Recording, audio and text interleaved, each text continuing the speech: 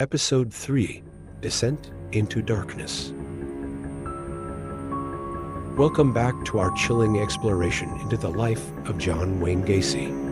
I'm your host, and in today's episode, we dive deep into Gacy's gruesome crimes, the methods he employed to ensnare his victims, and the critical moments that led to the exposure of his double life.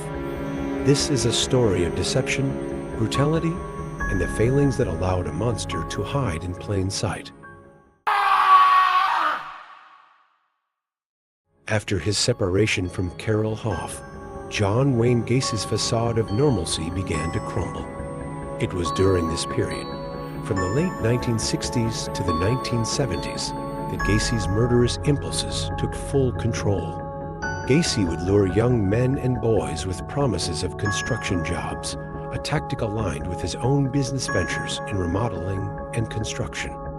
He also exploited his community connections, offering young individuals a chance for quick money and work. Gacy was cunning in his approach. He often posed as a police officer or a businessman, using his charisma to gain the trust of his targets. His suburban Chicago home became a house of horrors.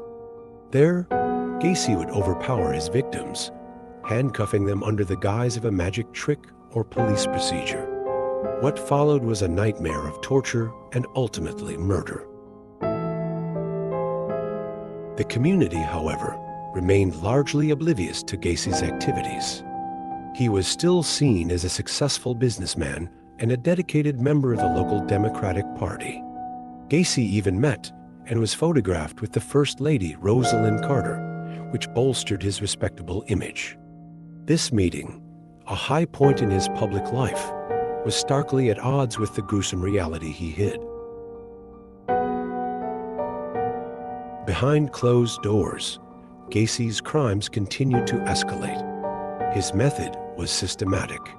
He would strangle or choke his victims to death and then bury them beneath his house or dispose of them in nearby rivers. By the mid-1970s, the bodies were piling up, and the smell began to emanate from the crawl space under his house, a fact Gacy would dismiss as plumbing issues to unsuspecting visitors.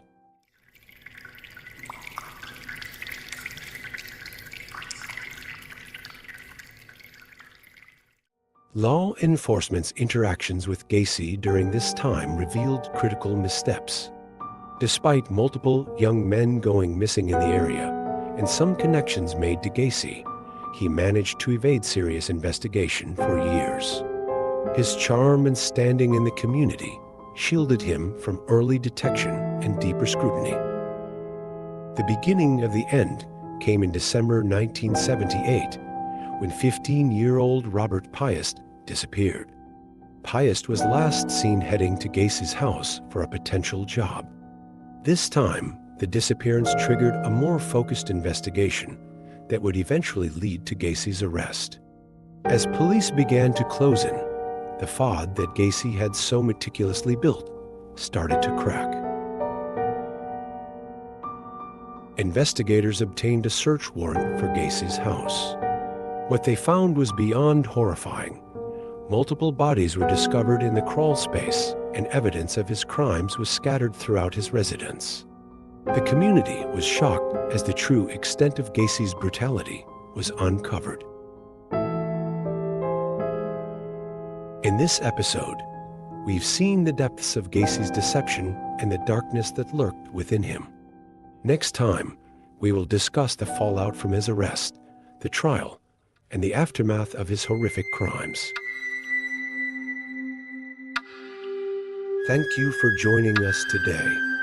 Please, if you have questions or comments, leave them below. Don't forget to like, subscribe, and share this podcast.